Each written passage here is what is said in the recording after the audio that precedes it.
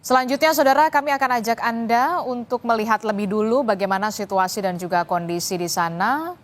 Seperti yang kita tahu, saat ini Kementerian Kesehatan bersama dengan Direktur Utama RSUP Hasan Sadikin dan juga Rektor Universitas Padjadjaran akan melakukan keterangan pers atau konferensi pers terkait dengan upaya pembenahan soal PPDS ini. Seperti yang kita tahu sebelumnya, Saudara, ada sejumlah kasus yang melibatkan dari tenaga medis yang terlibat kasus asusila. Apakah nanti akan ada regulasi khusus atau ada perubahan regulasi soal ini? Kita akan membahasnya bersama dengan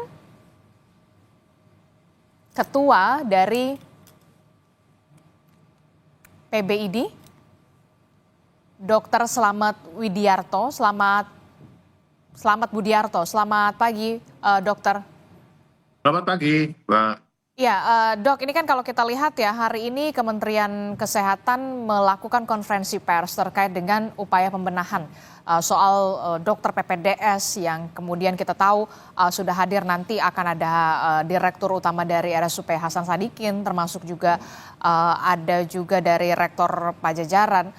Bagaimana kemudian Anda sebagai PBID untuk merespon hal ini? Ya, saya kira kejadian di PPDS itu kan lokusnya ada di rumah sakit vertikal ya, Rumah Sakit Hasan Sadikin, yang notabene adalah milik Kementerian Kesehatan.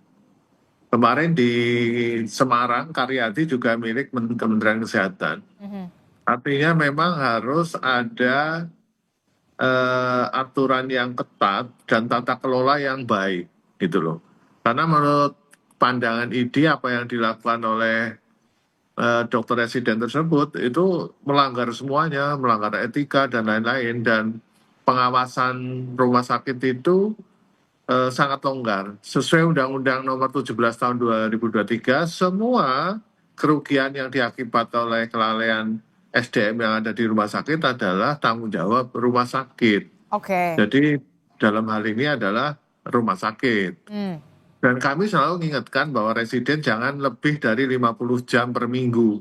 Karena di atas Faktanya, 50, kenyataannya di lapangan? faktanya Kementerian Kesehatan itu menetapkan 80 jam. Padahal hitungan kami ini adalah maksimal 50 jam. Kita ngikut pada aturan di Eropa. Sehingga angka kecelakaan medis maupun angka kriminalitas, bullying itu sangat kecil sekali. Oke, menurut Anda apa yang perlu dievaluasi dengan maraknya kasus yang kita lihat tentu mencoreng betul dunia kesehatan dengan adanya kasus asusila yang melibatkan dari tenaga medis ini, khususnya dari kedokteran soal PPDS ini. Apakah nanti kalau dicabut dampaknya seperti apa, atau kemudian harus ada regulasi khusus atau ada perubahan regulasi menurut Anda, Dok? Yang utama adalah regulasi jam kerja. Itu Jam sangat kerja itu yang paling utama? Ya, utama jam kerja. Tidak boleh residen lama-lama di rumah sakit, itu sangat berbahaya. Dia harus ketemu keluarga, ketemu anak, istri, sehingga dia akan mengurangi dampak psikologis untuk berbuat yang tidak baik. Yang kedua, tata kelola rumah sakit, khususnya rumah sakit vertikal, harus diperbaiki. Ini kan rumah sakit yang langsung di bawah Kementerian Kesehatan, rumah sakit tipe A, kemudian kalau nggak salah terakreditasi internasional. Nah, ini harusnya tidak terjadi karena ada SOP-SOP pengawasan yang sangat ketat. Kenapa ini bisa terjadi? Yang saya takut ke depannya ini juga akan muncul lagi nih di rumah sakit vertikal lain. Nah, ini kan jangan sampai masyarakat ada image bahwa rumah sakit tersebut tidak aman bagi masyarakat. Kemudian yang lain-lain adalah insentif residen juga harus dibayarkan. Terus utamanya adalah pengawasan, Mbak, sama jam kerja tadi. Oke, jadi menurut Anda kalau dari PBID sendiri jam kerja ini harus sesuai begitu, tidak boleh lebih dari 50 jam bahkan ya dalam sepekan ya, Dok? Betul. Termasuk Karena juga soal pengawasan. Menurut Anda sejauh ini pengawasan dari rumah sakit ini seperti apa? Apakah ini bisa dikatakan kebobolan atau seperti apa? Ini kan rumah sakit yang tadi Anda sebutkan, rumah sakit tipe A begitu, kategori A. Kalau kejadian sekali oke lah kebobolan. Ini kan 2-3 kali ya. Artinya tata kelola rumah sakit tersebut perlu diperbaiki very urgent. Oke, jadi harus ada pembenahan segera, utamanya Ya, soal pengawasan rumah sakit. ya, tata kelola menurut saya ini termasuk tata kelola. Karena ini berbahaya juga kalau SDM lain juga melakukan hal yang sama. Tidak hanya dokter, perawat, dan lain-lainnya. Nah, ini sistemnya bagaimana di rumah sakit tersebut? Setahu saya di rumah sakit, pengalaman saya di rumah sakit, itu sangat ketat sekali. Ada SOP, kapan ngambil obat, kapan meriksa pasien, didampingi oleh siapa, itu sangat ketat sekali. Lah ini kok begitu longgarnya kan begitu. Oke, jadi Sehingga harus ada perbaikan tata kelola, termasuk semuanya harus dibenahi, tidak hanya Rumah Sakit Hasan Sadikin, tapi harus seluruh rumah sakit yang ada di Indonesia. Jangan sampai kemudian, iya, apalagi paling untuk yang tidak orang ya, rumah sakit yang diperuntukkan juga untuk PPDS. ya. Rumah sakit vertikal itu sebagian besar hampir semuanya menjadi rumah sakit pendidikan. Ini yang urgen. Kalau bisa itu tata kelola yang baik jadi role model bagi rumah sakit lain. Dan kami berharap ini kan kasus person, jangan sampai pendidikannya juga di stop di situ. Oke. Akhirnya akan merugikan semuanya. Jadi Saya dengar itu pendidikannya di stop, itu menurut saya tidak bijak. Oke, jadi Anda tidak setuju kalau memang PPDS ini yang itu di stop sementara. Tidak, ini masalahnya kan tata kelola rumah sakit. Oke. Oke, baik. Berarti kalau misalkan ada pengawasan begitu, lemahnya pengawasan, sanksinya harusnya seperti apa sebenarnya ketika memang ada pengawasan yang lengah di sana, tidak terlalu ketat begitu? Ini kan perbuatan kriminal, sanksinya jelas hukum lah. Hukum sesuai dengan peraturan perundangan yang berlaku. Dan harusnya rumah sakit bisa melakukan mitigasi. Mitigasi setiap SDM. Kalau rumah sakit nggak bisa mitigasi ya dipertanyakan tata kelolanya. Gitu. Kalau kejadian hanya sekali ya oke lah itu kebobolan. Kalau sampai 2-3 kali nggak tahu yang lainnya barangkali ada saya. Nah ini rumah sakit tipe A dengan akreditasi internasional milik Kementerian Kesehatan. Direkturnya juga ditentukan oleh Menteri Kesehatan. Jadi ya ini harus jadi percontohan lah. Oke, nanti kita akan bahas lagi soal ini, dokter, apalah yang harus dibenahi segera, termasuk juga soal pengawasan dan juga sanksinya begitu ya. Walaupun kita tahu ini sudah masuk ke ranah hukum begitu ya, ke kepolisian soal kasus ini. Tapi nanti kita akan jeda dulu sejenak. Tetaplah bersama kami di Breaking News Kompas TV. Kami akan segera kembali.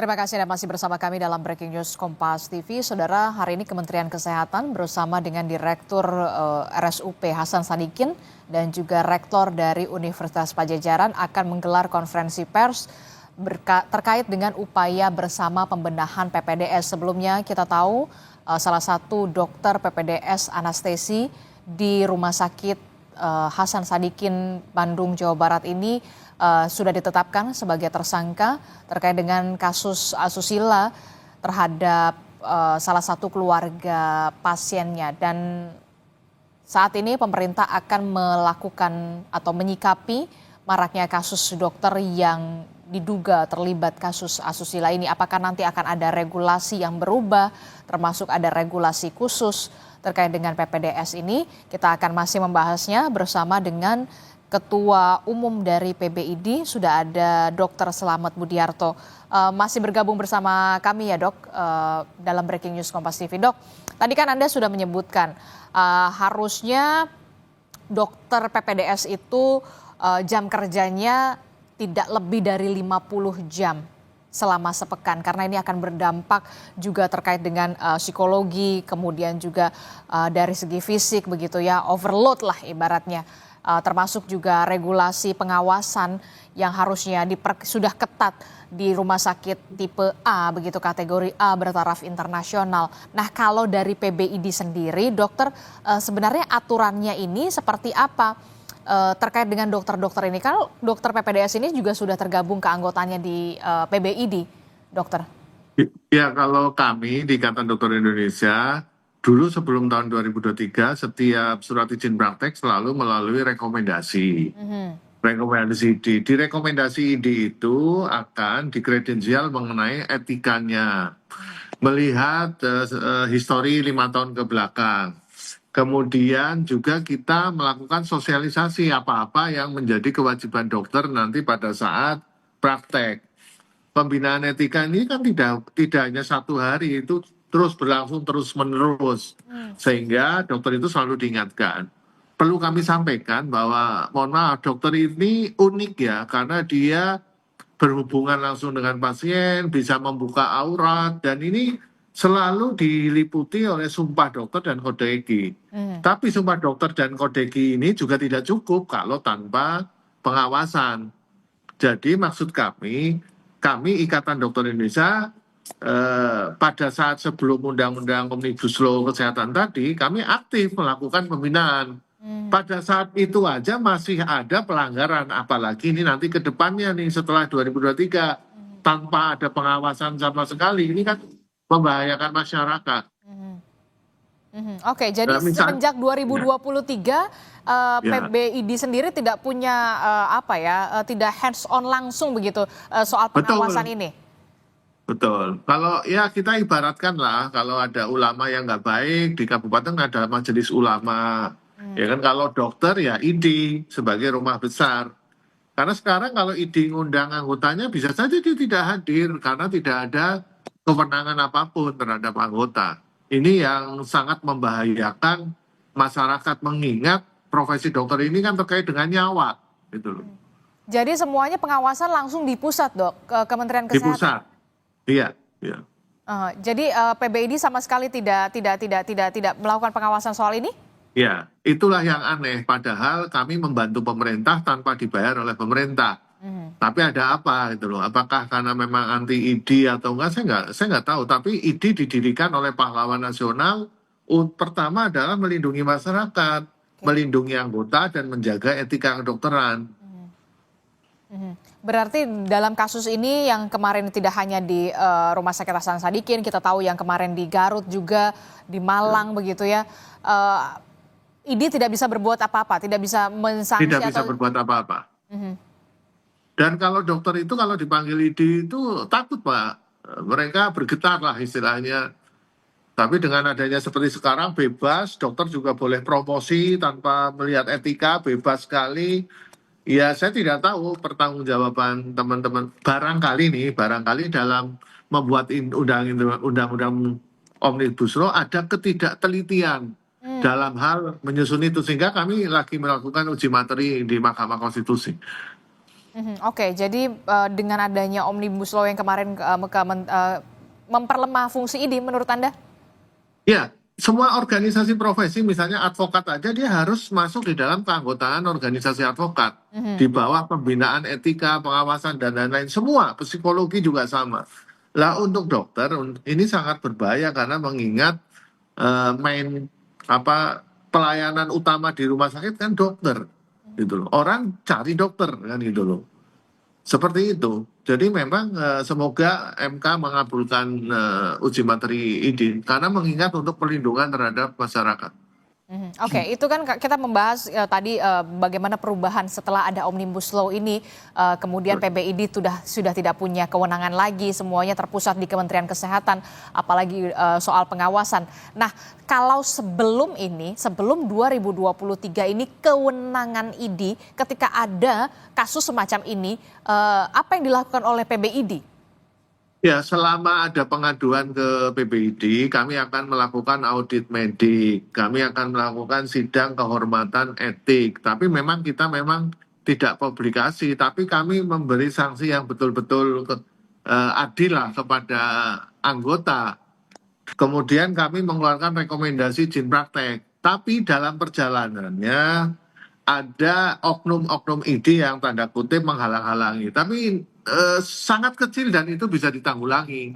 Atas dasar itu malah kewenangan ini diambil semua oleh pemerintah. Ini yang kami prihatin.